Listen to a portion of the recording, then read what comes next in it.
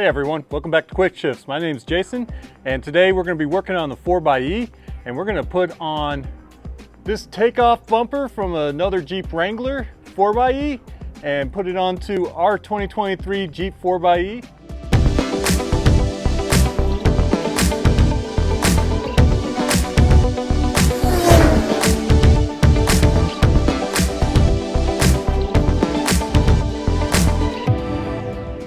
Again, this is our Mopar bumper. I took the winglets off of the end there to make it a stubby, and it has the loop already installed on it. And we have a winch mounting bracket, and we have our skid plate. And I'm still waiting on some bracketry and bolts to come in for the skid plate before I can mount that. But we're gonna start off by getting the winch on the winch plate, and of course getting this bumper off and going from there.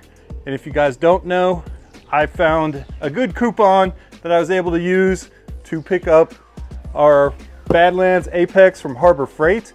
I did not get this for free. I did not get that bumper for free. Had to pay for all my parts just like all of you, but I did get a coupon that got me this for $509 out the door with taxes and whatnot, but great deal. I've seen a lot of videos on these. You guys have watched probably the same videos I've watched. Looks like it's holding up great for as much as I actually use this. This should do plenty good for what we're doing. Wanted to get 12,000 pounds just because of the extra weight of the 4xe, carrying that battery and everything. So I think this is gonna be the trick. So let's go ahead and get this opened up and start putting it on that winch plate and then get that bumper off.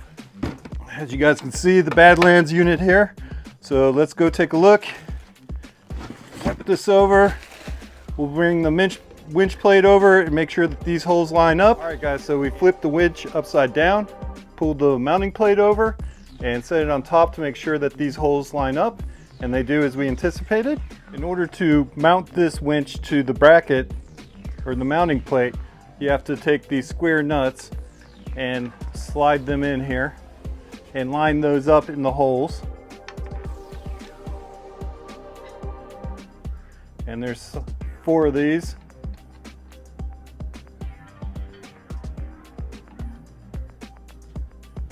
And then you'll pick up the plate, set it on top, and use your washers to go ahead and lock this in. So we'll pick up our winch plate and set it on top, line the holes, and go ahead and start these bolts down into the winch plate to secure it. So of course we want the washer and the lock washer on there.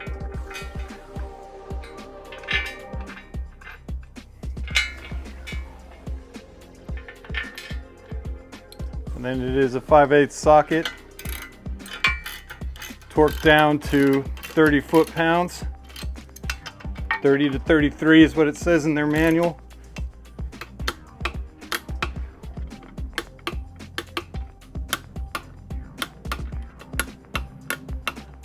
All right, so next up we're going to take the fair lead and we're going to go ahead and mount it onto the front of the steel bumper with the provided hardware. And so you'll need an Allen head, and you'll also need a 19mm for the nuts, torqued down to 55 foot-pounds. Washer and a lock washer. Start these by hand. Same thing for this other side.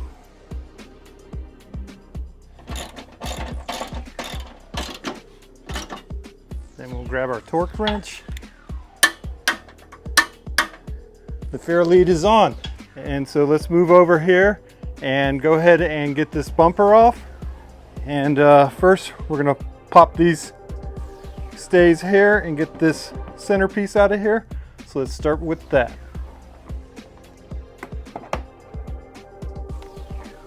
Pop that off. Now that's free. Now looking at this design, this is a little different than the other bumpers in that there's a series of stays in the back here. So I'm going to see if we can't remove this whole bumper and if that piece will just come off with it. All right, let's go underneath the bumper now and see what we have on the bottom side. So it looks like we have 1 bolt there, 1 bolt over here, and actually we might be able to just pull the whole bumper off.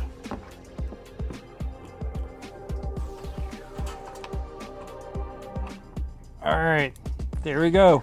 This is the second of two, one here and then one at the other end down there. Pull these off, and now this seems to be hanging freely.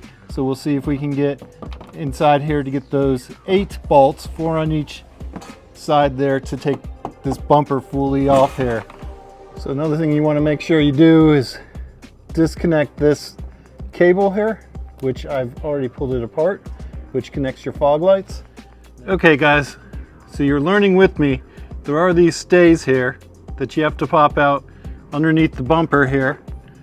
There's several of them, as you can see, going all the way down. I popped some of these out already, that we have to pop on the bottom side of this bumper to get this heat shield off here. So I'm going to go around and pop these off. Now you can get a screwdriver in there, and they just pop up and then pull out. And here's what the stays look like. You have to pop this head part out and then pull the whole unit down to free this bottom portion. Once you get the last one out, here we go. And hopefully, here goes this piece. And now we have access to this. It looks like we have another bolt here on this shield and a bolt over here, so we'll see if we can't figure out what size bolt these are and get these off. We got to get that nut off, this one below it, and then on the other side we have those two that need to come off. And that's on this side of the bumper, and then we got to rinse and repeat. Same thing over here, these two off, and then over on this side there's 2 more, so a total of 4. So I'm going to break out the old air wrench and set you guys down so you can watch me pop these off. And now we'll get the other 2 on the other side.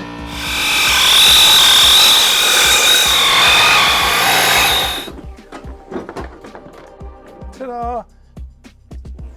And off comes the bumper. I pulled over the winch with the winch mount because that will go up here next, mounting on these points, but we will have to loosen this bolt and this bolt to match these inner pieces here to bolt these up. But before we even do that, let's address some of this wiring. So you have to come in here and place this ground onto the ground cable here, and then let's also connect this ground in there and do that while we have this opportunity with this all opened up. And then we'll look at running how we want to run these cables through here, and that will save us some time later. So let's go ahead and take a look at that now. All right, so they've got this zip tied on here, and we're going to want to go ahead. I already removed this, but take this nut off, run this cable in such fashion that it won't be binding up with any of this back here. And then we'll also want to take our ground wire and place this on here as well. All right, so we're going to use our 5/8 again to remove this bolt, and then the same thing on the other side there.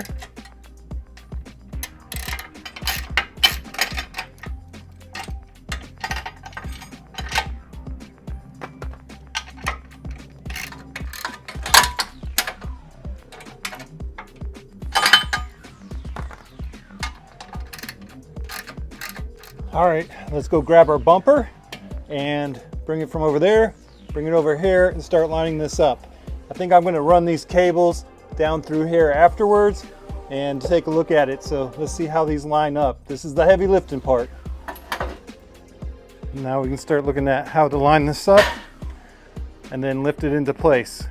Another thing I want to point out to you guys, as we're taking this and mounting it onto these 4 studs here, we want to make sure that we put these thick washers on the 2 outside bolts.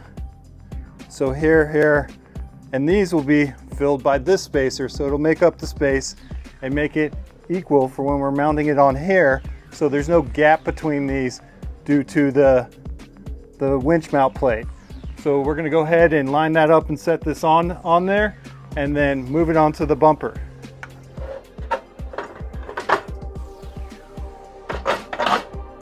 And then we got to get it up and onto here.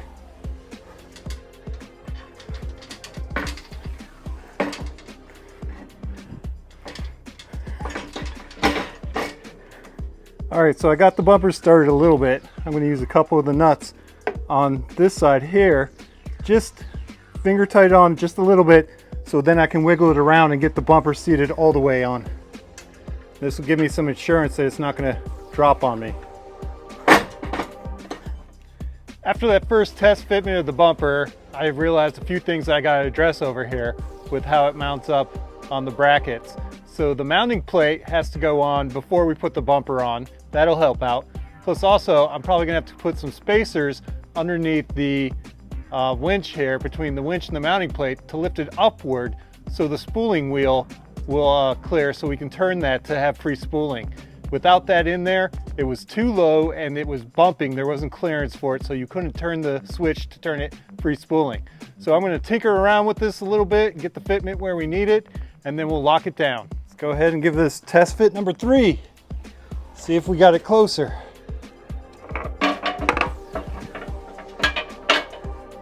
Getting closer.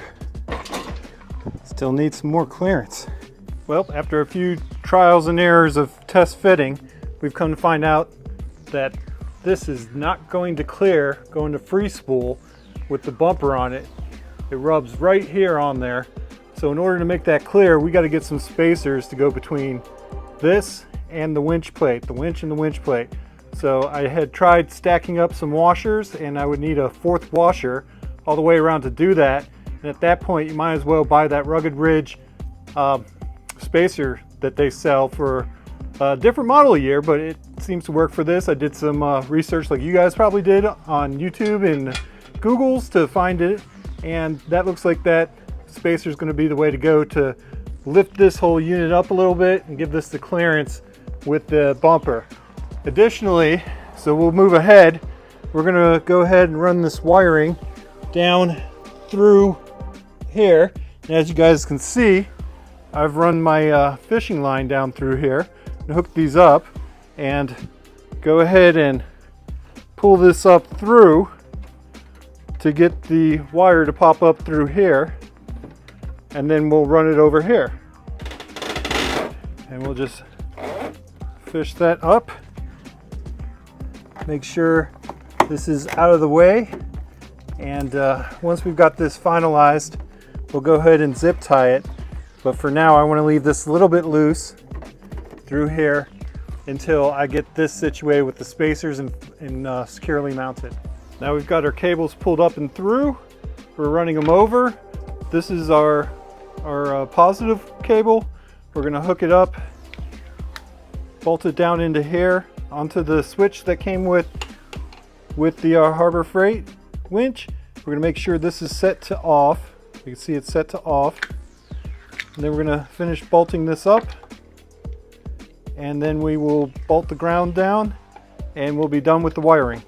All right, so we're going to go ahead and tighten this base back down. But this is a nice safety feature and also keeps the winch from having any kind of power drain on the system.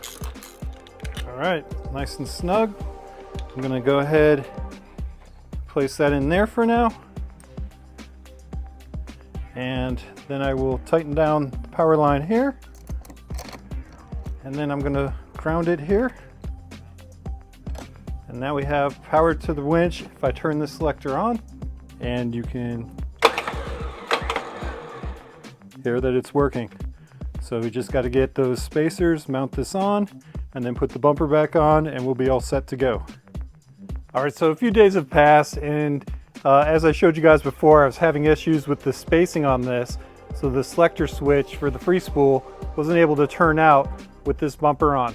So after doing some research on the internet and watching some other people install these, I came up with this solution that others had pointed to, picking up this Rugged Ridge spacer set that comes with the hardware. This is one bolt, the rest are down there.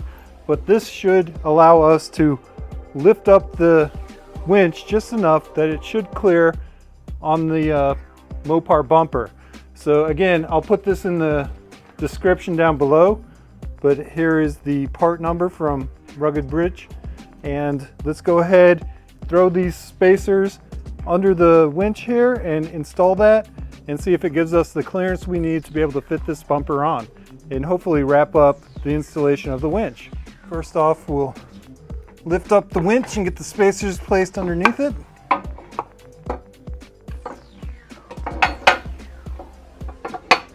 Definitely lifts this up and gives it a good amount of raise compared to how it was before.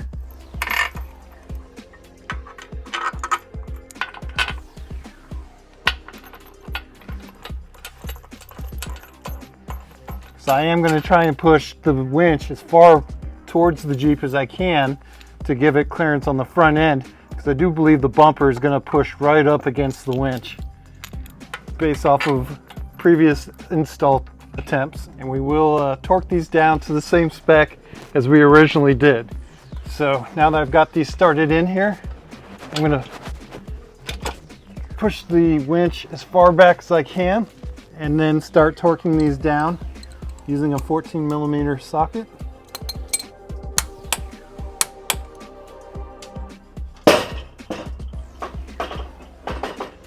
That gave us exactly the clearance we needed. So as you guys can see, we now have clearance through here and we can freely activate this switch for the free spool. And in addition to that, we have good alignment here for the spooling through the fair lead. So at this point, all that's left to do is grab these 4 nuts, install them on the back here, grab our electrical.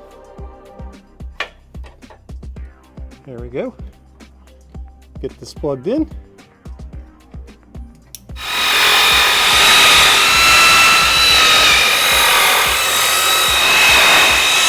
There we have it. We finally have the bumper installed, plenty of clearance here for the free spool, and our rope is pulled through properly. The bolts are tightened on the back.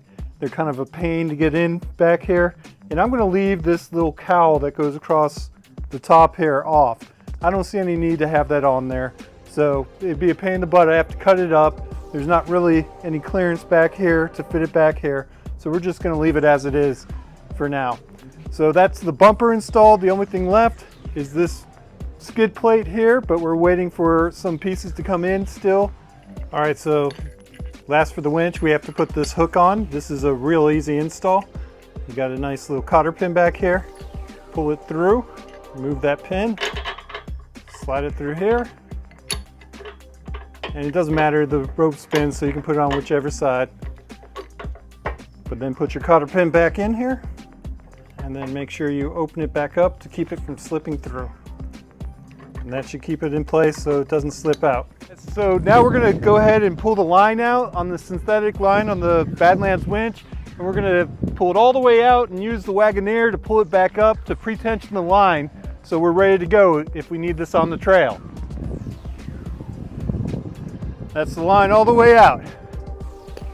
So now we'll pull the Wagoneer up and hook this to the back of the Wagoneer. So we've got that secured well enough. Use the winch to pull this up and tension the line. All right, everyone, now that we've got it hooked up, we're going to go ahead and put the Wagoneer into neutral and take the slack off the line so there's tension on it. Go ahead, Wagoneer. Okay, now we have tension on the line, as you guys can see, and we're going to use the winch to pull it in to pre-tension the line. So we're going to go ahead and get that started right now. So of course we want to stay clear just in case, safety first. So what this is doing is it's aligning the line properly on the spool with tension on it. So if we ever need to use this out in the field, when we're out going on trails, this will take all that slop out of the line and it'll keep it so it doesn't get locked up when we're trying to spool it out. And that's exactly what we want. We're pre-tensioning the line to keep it nice and clean. All right, I'm gonna stop right there. All right, that should work. Disconnect and finish winding this in. There you go, guys. It surprisingly took 4 months to get the inserts, the bolts, and the brackets to be able to put the skid plate back on. So it took a long time for me to get back to this, but we're going to go ahead and put the nut inserts in here. What we're going to do now is we're going to use the old torque gun here and to install these, because they are hex shaped, keyed to fit in here. So we're going to give this a shot and see if this will work. That seems to do the trick just fine. So that's how we'll install the rest of these to make this much quicker. So I already got this one in there, and I've got 2 more on this other side. So we'll go ahead and zip through that. All right, so now we do this side. And now we're all set to install this bracket on.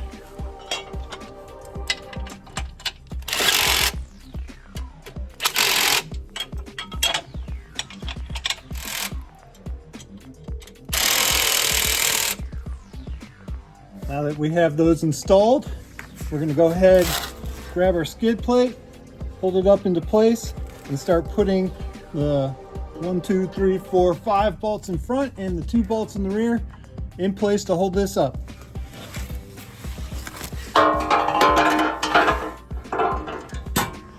All right, got the 2 rear bolts started.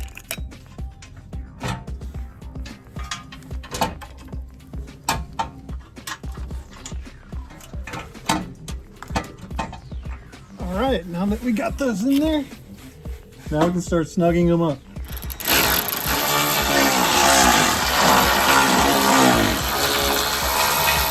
And there we go. Well, there you have it, guys. That's how you take off your plastic bumper and install a Mopar bumper onto your 4xe. I'm sure this applies to any Wrangler JL if that comes with a plastic bumper. If you can get your hands on an secondhand Mopar bumper, this is how you put it on. Those are those 2 brackets that you need. You need a few sets of bolts and the nut rivets to put in there. And you can go ahead and swap it out for a Mopar bumper if you want to keep that Mopar look, or if you just like the Mopar bumper like I do. That's how you get it done. I hope you guys found this informational. I hope it helps you out and takes away any fears that you guys have about doing this job yourself. And I hope you jump in there, get wrenching, and do this yourself, save a few bucks, and have that OEM look to your Jeep too. If you like this video, please hit the like button down below, subscribe, and share it with all your friends. Make sure you spread the word and get us some more watches, some more follows. We really appreciate that. All of you who have been supporting the channel and supporting and giving us those likes and thumbs up, we appreciate that, and we'll talk to you guys in the next video.